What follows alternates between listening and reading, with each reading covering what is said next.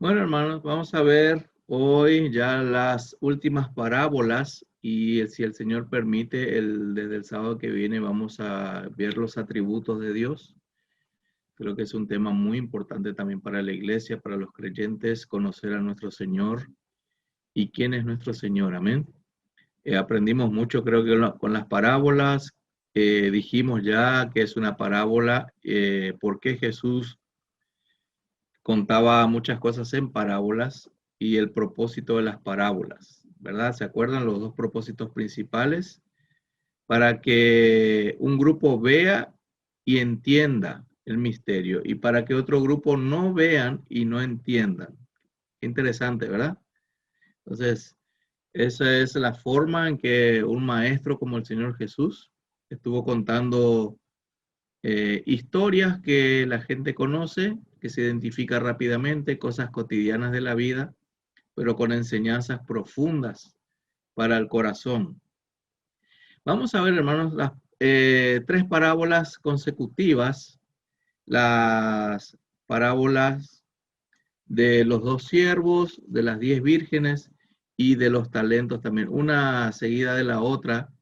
¿Por qué? Porque el contexto es que Jesús ya estaba en sus últimas semanas, prácticamente, antes de ir a la cruz.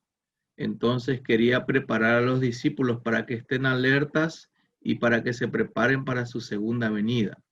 Entonces él empieza a contar parábolas. Fíjense en Mateo 24, versículo 29, empieza a hablar de la venida del Hijo del Hombre. También en 24, versículo 3, habla de las señales antes del fin. Entonces tiene que ver con su segunda venida. ¿Y qué nos enseña estas parábolas?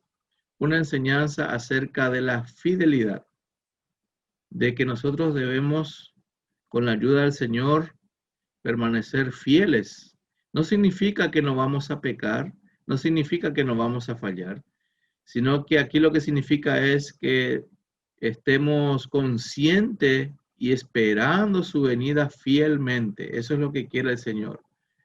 Que nosotros, a pesar de los pesares, a pesar de todo lo que suceda en este mundo, a pesar de toda noticia que recibamos, a pesar de esta pandemia, por ejemplo, no nos debe desenfocar, sino que esperar siempre la venida del Señor. El Señor va a venir y va a venir a buscar a su pueblo. Amén. Entonces, vamos a ver estas parábolas y cómo el Señor nos exhorta a la fidelidad. Vamos a ver una historia de dos siervos. Primero, alguien puede preparar Mateo 24, versículo 45 al 51. Se va preparando. Yo ya tengo. Sí.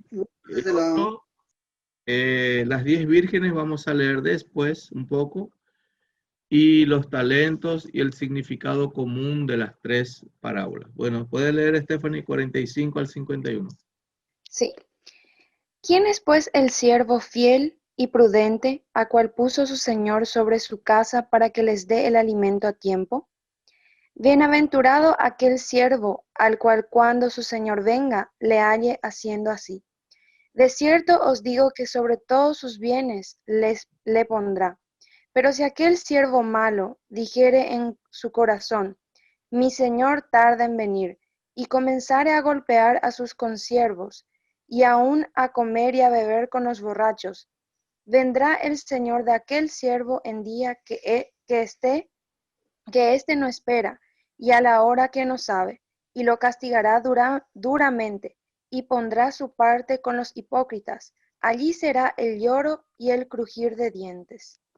Ahí está. Entonces, eh, ¿puedes leer también el 44, Stephanie, para entender un poco mejor? 44. Sí. Por tanto, también vosotros estad preparados, porque el Hijo del Hombre vendrá a la hora que no pensáis. Ahí está. Entonces, hermanos, ¿cuándo vendrá el Hijo del Hombre según lo que leímos recién en el versículo 44? ¿Hay alguna fecha, algún año? Nadie sabe. Mentiras. Ah, ahí está. Entonces, una primera pista o una ayuda que nos da el Señor es no creer a nadie que esté especulando con la fecha o la hora, ¿verdad? Que esté diciendo, a mí me dijo el Señor, a mí me habló el Señor. Muchas personas en diferentes épocas dijeron lo mismo, para ganar fama, para llevarse algún mérito, para aparecer, para, no sé, para llamar la atención o por alguna ganancia deshonesta, por muchas cosas. Siempre hubo estos locos, como se dice, queriendo poner fechas o cuando pasa algo grave. ¿Se acuerdan cuando cayeron las Torres Gemelas? Muchos dijeron, ahora es, ya Cristo es como que al otro día ya va a venir. O cuando pasa algo terrible en el mundo entero, se oscurece, no sé, se pone rojo el sol, se contaminan los ríos, o se pelean los chinos con los norteamericanos y dicen, sí, ahora ya está, ya Cristo ya viene. No sé si alguien puede contar un poco si creyó o escuchó alguna vez de alguien y ustedes creyeron o se entusiasmaron con alguna fecha. O ustedes estaban clarito que ustedes estaban seguros que era mentira. Yo recuerdo muy bien el 6 de junio del año 2006, estaba en sexto grado y como era el 666, yo me acuerdo que Seis. esa noche, sin mentirles, era, no sé cuándo, no recuerdo cuántos años tenía, pero en esa noche yo, mucho menos, yo oré y le pedí perdón a Dios y le pedí que pueda ir al cielo y yo me dormí y me dormí con una especie de miedo y después al otro día cuando me desperté muy asustado. Te quedaste, algo así. Me quedé. Te quedaste, te No escuché pasó lo que nada, te Dios mío. quedaste. Sí, sí, no pasó nada. Y bueno, entonces ahí está. Si alguien quiere poner fecha o algo, ustedes le abren ahí Mateo 24:44. Entonces, el Hijo del Hombre vendrá a la hora que no pensáis. Así de simple, ¿no? Es más, ya se dice en otro pasaje también, como en los tiempos de Noé, que se daban en casamiento, que tienen una vida normal, que de repente la gente está comprando, negociando en el mundo entero, se está paseando. ¿Cómo ocurre ahora? Ahora se frenó un poquito por la pandemia, pero el mundo sin cuarentena, sin pandemia, iba a seguir distraída igual, sin esperar al Señor. Solo los creyentes esperan al Señor. Vos sabés que, pastor, yo estaba viniendo de colectivo y Sí. justamente así como decís, por la pandemia, mucha gente así, por todo lo ocurrido de la pandemia, piensa así, bueno, Jesús está viniendo, por eso pasa estas cosas.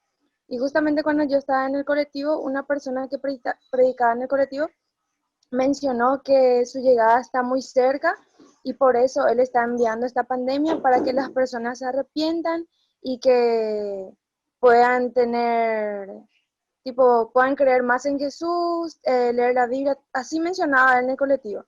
Tipo que alguna enfermedad, por ejemplo, que la llegada de Jesús está cerca porque justamente apareció la pandemia y otras más desgracias van a ir apareciendo. Justamente escuché eso en el colectivo cuando el Señor estaba predicando. Mm, sí, está bien. Bueno, vamos a esta primera historia de dos siervos.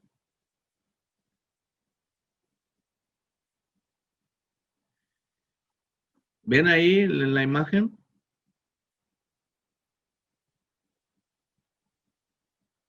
Se ve, se ve. Bueno, entonces, ahí está el contraste del siervo fiel y el siervo malo. Fíjense en su Biblia, vamos a leer. Dice que hay un siervo fiel y prudente al cual puso su señor sobre su casa para que les dé el alimento a tiempo. Bienaventurado aquel siervo al cual cuando su señor venga le halle haciendo así. Acá cuenta entonces una parábola cortita para que entiendan cómo Jesús va a venir así de repente y cómo le tienen que encontrar a sus hijos, a los discípulos. Nosotros somos como este siervo fiel, los creyentes, la iglesia. Uno debe trabajar duro, no solamente en lo material, sino también en lo espiritual, en su venida, trabajar por el evangelio, trabajar por la obra del Señor. Y también este siervo fiel trabajaba de forma responsable mientras su amo no está. Hoy está pasando eso con nosotros, hermanos. El Señor sí está, Él derramó su Espíritu Santo en nosotros, pero Jesucristo como Señor mismo, como el Hijo de Dios, Él tiene que venir todavía, físicamente, digamos, o sea, visiblemente a la tierra. ¿Se entiende? Perdón. Ahí. Dice, él quería ser encontrado haciendo sus deberes. Nosotros, hermanos, tenemos que trabajar a pesar de los problemas, a pesar de la pandemia, a pesar de lo que suceda. Amén. No nos debe detener la obra del Señor. Nosotros debemos seguir predicando, debemos seguir orando, debemos seguir estudiando la palabra de Dios, debemos seguir haciendo la obra evangelizadora, suceda lo que suceda, porque así nos tiene que encontrar el Señor. Ahora, ¿alguien puede leer ahí lo que está proyectado donde dice el contraste, el siervo malo? ¿Qué hizo el siervo malo?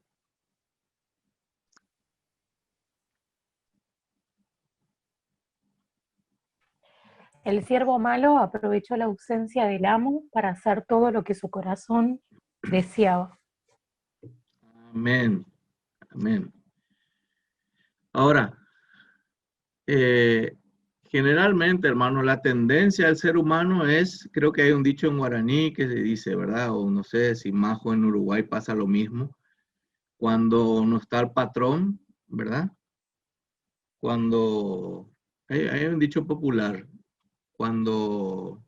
Creo que es cuando el gato, no sé si es el gato, El que gato los no ratones está, están de fiesta. eso, algo parecido. En guaraní también hay un dicho, ¿verdad? Algo parecido, de que es la tendencia del corazón pecaminoso, ¿no es cierto? Va a viajar el patrón, les voy a dejar una semana y parece festivo, ¿no? Y es como que producimos menos o nos relajamos y vamos a suponer que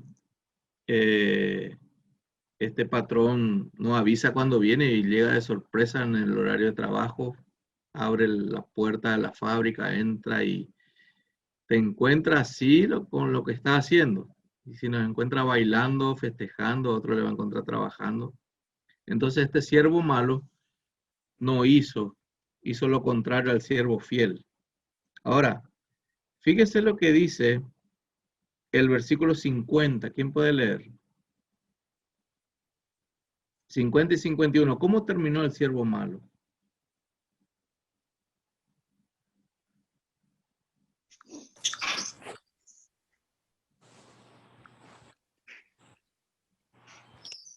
E o patrão voltará no dia em que o empregado menos esperar e na hora que ele não sabe. Aí o patrão mandará cortar o empregado em pedaços e o condenará a ir para o lugar aonde os hipócritas vão. Ali ele vai chorar e ranger os dentes de desespero. Mamá querida. Dice en el final, lloro y crujir de dientes. Cuando Jesús decía esto, los discípulos ya sabían, y la gente que escuchaba ya sabían que se trataba del Seol, del infierno, que ahí es el único lugar donde hay lloro y crujir de dientes. Entonces ellos razonaban, mira, se van ahí se irán, al infierno se van. Ahora, la pregunta puede ser entonces, ¿los creyentes van a perder su salvación? Los que no esperan a Jesús. Vamos a ver eso en el final, a ver si se contradice lo que estamos diciendo, porque entendemos que un creyente, el Señor le hace preservar hasta el fin, ¿verdad? y cómo un creyente puede estar donde hay lloro y crujir de dientes. Entonces eso vamos a verlo al final, de quién está hablando, ¿verdad? Vamos a la recompensa y el castigo. ¿Qué le pasó al siervo fiel? ¿Alguien puede leer ahí el cuadro?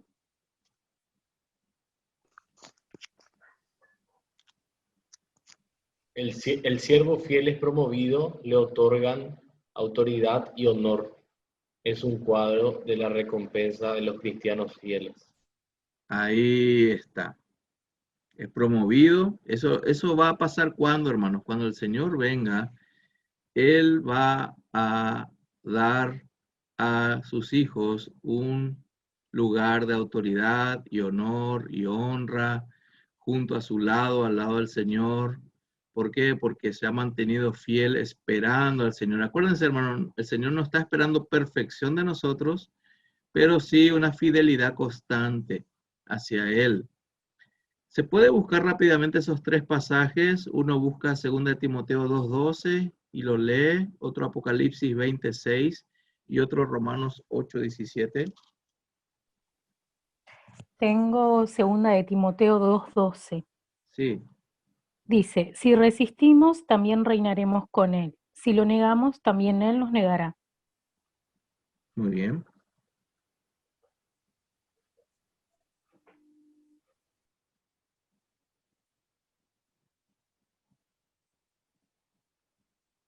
Otro. Leo Apocalipsis 26.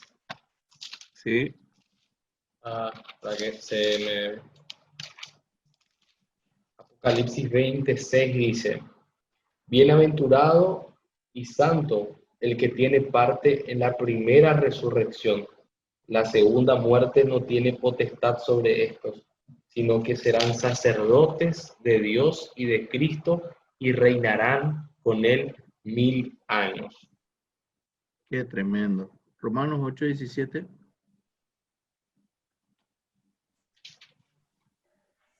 Y si somos hijos, somos herederos, herederos de Dios y coherederos con Cristo.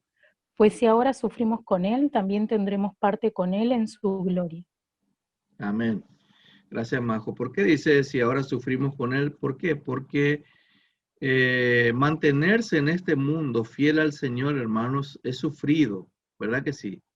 Sufrimos los creyentes, hermanos, que quieren pagar un precio para estar con el Señor, para ser fiel al Señor.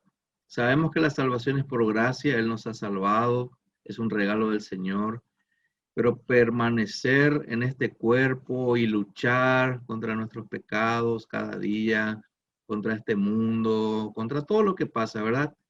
Entonces, Jesús sabe que es un sufrimiento para nosotros estar en esta vida, en este mundo, pero perseveramos con su ayuda, nosotros hacemos nuestro esfuerzo, nuestra parte de perseverar, para, como forma de gratitud al Señor, ¿verdad? Porque Él nos ha salvado. Entonces hay recompensa para los creyentes fieles. Ahora, el siervo malo representa al incrédulo que se autoengaña. Ahí viene la aclaración, hermanos. No es que es un hermano que se equivocó o falló una vez con el Señor y pierde su salvación y se va al lloro y crujir de dientes, sino que realmente nunca fue salvo esa persona, sino que se identifica simplemente con la iglesia, él cree que es creyente, tal vez por obras, por asentir afirmativamente, por creer de boca para afuera, pero en realidad no le ama al Señor de corazón. Tal vez es hijo de cristianos, familiares, o está en la iglesia por otra motivación, por otras cosas, porque sirve, porque canta, porque predica, por lo que sea, ¿verdad? Como el Señor conoce los corazones, entonces Él sabe realmente quién es siervo malo y quién no, ¿verdad? Fíjense lo que dice el versículo 51, bueno, dice el versículo 48, perdón. Mi Señor tarda en venir. Fíjense cómo él pensaba. Mi Señor tarda en venir, decía en su corazón. era motivo de alegría para él, no era motivo de poner atención o ser diligente, sino que mi Señor tarda en venir, entonces voy a hacer lo que quiero. ¿Se entiende? No sé si me pueden decir amén si es que se entendió esta parte de la recompensa y el castigo. Amén. Amén. Dame un amén. Bueno, entonces se Amén. entiende, es claro, ¿verdad? Que no se trata de creyentes que pierden la salvación, sino que al final se sabe que no era otra vez creyente, o sea, nunca lo fue, ¿verdad? Se autoengañaba a la persona, entonces, claro, su comportamiento es de acuerdo a su naturaleza. Se fue el amo y hace lo que quiere, se dedica a decir, mi Señor tarda en venir, ¿verdad? Seguimos. Ahora vamos a Mateo 25. No vamos a leer todo por cuestión de tiempo, pero más o menos pueden leerlo si es que nunca leyeron esta parábola o si la conocen.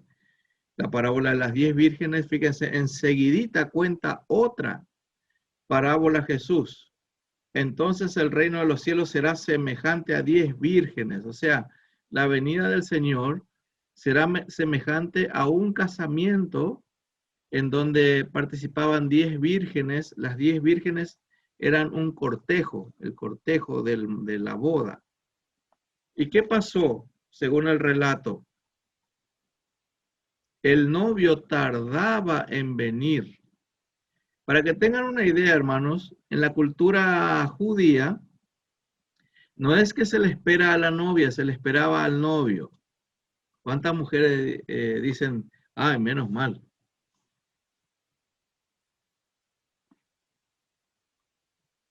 Hoy los casamientos occidentales que tenemos, ¿a quién esperamos nosotros? Cuando alguien se fue ya a un casamiento, ¿a quién le esperamos? ¿Quién es la persona protagonista principal del casamiento? La novia. La novia. La novia. Al novio ni pelota le dan, ¿verdad? Ni así. ¿Quién es? La gente pregunta, ¿quién es el novio? Ahí está parado. Y nadie se acerca. Nadie se acerca, nadie le pide autógrafo, las cámaras no le apuntan al novio, pero cuando llega la novia, ¿qué pasa? Hay un barullo en la iglesia, ¿no? Hay que se ponen todo de pie, los camarógrafos corren todo en la puerta, preparen los niños con las flores, nos preparamos todos para ver a la novia y su vestido blanco, ¿no es cierto? Entonces, pero en Israel no era así. En Israel era diferente. Había un proceso para el matrimonio. Era bien largo el proceso de matrimonio. ¿Qué nos enseña esta parábola de las 10 vírgenes? Fíjense aquí, que no debemos estar con la guardia baja mientras el Señor demora, entre comillas. Y este novio era el que se demoraba y era el Señor Jesús el que se demora en venir. ¿Se dan cuenta? Nosotros somos la novia, la iglesia, esperando al novio que venga. Y dice que no se sabe el motivo, pero ese día eran a las 6 de la tarde se tenía que casar. Las bodas en Israel era cuando se pone el sol. A las 6 de la tarde más o menos empezaba la boda, pero eran las 12 de la noche ya y el novio no venía. Imagínense el cansancio del cortejo y no había luz. Cada una tenía que tener una lámpara de aceite encendida y ellas no llevaron. Dice que había 5 prudentes y 5 insensatas. Las prudentes tenían aceite de reserva y las insensatas no tenían aceite de repuesto. Ellos no esperaban que tarde mucho el novio. Era para las 6 de la tarde el casamiento. Entonces era medianoche y se fueron urgentes a comprar, a buscar y no encontraron, porque qué despensa o almacén va a estar abierta a las 12 de la noche. Vamos a ver las fases del matrimonio para que ustedes entiendan un poquito en Israel. La fase número 1 es la promesa de matrimonio. Ahí es cuando se hablan los novios y dicen, queremos casarnos, vamos a casarnos. Y eso se hace más o menos un año antes, esa promesa de matrimonio. Antes era la palabra valía, me quiero casar contigo. La novia decía, amén, me quiero casar contigo. Y ahí sí se preparaban para casarse. Un año después, más o menos, venía este desposorio. Este era el intercambio público de votos y regalos. Aquí donde el papá del novio pagaba una dote o traía dinero para el consuegro. O sea, era como un negocio, como un acuerdo era el casamiento.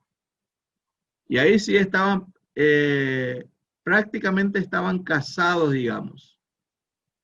Era un documento que se firmaba en público y estaban casados, pero no podían vivir juntos todavía. Ya había un preacuerdo nupcial. Y ese acuerdo solo se podía romper si el marido pedía el divorcio para repudiar a su esposa por algún motivo válido. ¿Se entiende hasta ahí? Sí, súper. Información nueva, realmente. Sí. Bueno, esa es la cultura de Israel en aquel tiempo. Era todo un tema. Por eso se acuerdan de María y José. José se enteró que María estaba embarazada y no quiso difamarla, dice, porque todavía no se consumó la boda, pero ya estaban casados de acuerdo, de contrato, ya estaban casados José y María. José podía pedir el divorcio porque él podía argumentar, no, mi esposa María se fue con otro y se embarazó. Pero ¿qué le dijo el Señor providencialmente? No temas, le habló el ángel a José, ¿se acuerdan? No temas porque el hijo que va a tener María es el Salvador del mundo. Qué tremendo, ¿verdad? Un consuelo para José. Porque imagínense si María fuese repudiada públicamente, hermanos. Nadie le va a hablar, nadie le va a ayudar. Se va a quedar madre soltera. Nadie le va a proveer comida ni nada. Le van a odiar en la ciudad, en el barrio. Y número 3, la tercera fase del compromiso se llama la fiesta de bodas, que es la parábola de Mateo 25. Esto estaba pasando en Mateo 25, esta fase 3, la fiesta. Y en la fiesta, el cortejo tenía que esperarle al novio para caminar por la calle en público hasta la casa de la novia y tener la fiesta ahí. No sé si Marco y Hans están de acuerdo que podamos practicar eso hoy. Que a nosotros nos acompañe el cortejo. Sí, sí, sí. Bueno, hasta la casa de la novia y ahí es la fiesta de boda. Esta fiesta de boda no duraba 3, 4 horas, duraba una semana más o menos. Era una gran fiesta, larga, celebración pucú. Y luego ya iban a vivir juntos en una casa que desde que le prometió matrimonio, el novio preparó la casa con los muebles, con todo, para que llegue a la fiesta de bodas y casarse. Amén. Eran bien organizados con el tema del casamiento. El novio, aquí vemos que es Cristo, que Cristo se acerca y que este novio puede llegar tarde y más tarde de lo que esperamos. Y debemos estar preparados para esa posibilidad. Fíjense, ¿alguien puede leer versículo 10 al 12? Mateo 25. Pero mientras iban a comprar, vino el esposo, y las que estaban preparadas entraron con él a las bodas y se cerró la puerta. Después vinieron también las otras vírgenes diciendo, Señor, Señor, ábrenos. Mas él respondiendo dijo, de cierto os digo que no os conozco. Velad pues, porque no sabéis el día ni la hora que el Hijo del Hombre ha de venir. Hasta el 13 era, ¿verdad? Está bien, está muy bien, sí, está bien. ¿Se dan cuenta? Entonces, ¿cuál es la enseñanza? Versículo 13, velad. Tenemos que velar. Dice, los que no están preparados estarán excluidos de las bodas.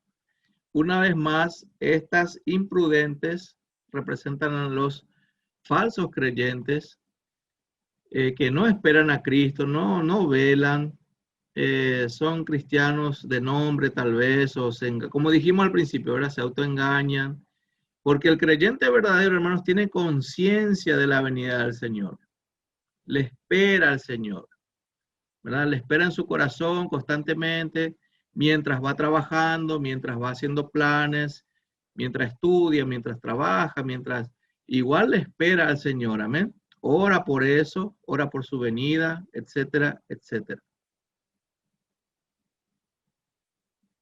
Vamos a los talentos. Aquí los talentos, la enseñanza es que debemos seguir trabajando diligentemente mientras le esperamos. Eso está en Lucas también 14, 28 al 30. Esa es la parábola de los talentos. La parábola de los talentos cuenta que un señor se iba a viajar y dejó dinero para que inviertan. A uno le dio 10 talentos, a otro 5 y a otro 3, ¿se acuerdan? O 1, creo, ¿sí? 1. Y uno de ellos produjo el doble de lo que se le dio, el otro también produjo el doble de lo que se le dio, y al otro que se le dio 1 nomás para invertir, lo enterró, dice, enterró bajo tierra porque tenía miedo de su señor, porque no quería trabajar, no quería invertir. Entonces, ¿cuál fue el castigo? ¿Alguien puede leer versículo 26 al 30? Mateo 25, 26 al 30.